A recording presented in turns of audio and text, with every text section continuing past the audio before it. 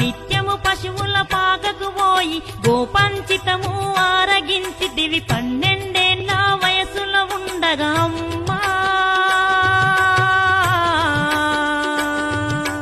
గర్భం నీవు దాల్చితివంట అమ్మా నీ తోడ పుట్టిన అన్నలు నీపై కన్నెర్ర చేసి కక్షగట్టిరి చేను కాడికి సత్తి దెమ్మని నిన్ను చంపుటకు పథకమేసిరి పత్తి కట్టెలా చితిని పేర్చిరి అమ్మా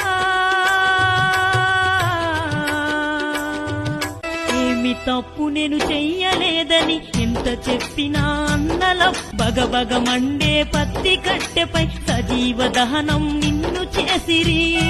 శోధించుకుంటా పరమేశుని వేడుకున్నవట శ్రీలక్ష్మీదేవి ఆ పరమేశుని దయ వల్లాన నీ పొట్ట 4 భాగాలు చీల్చి 4 కాళ్ళతో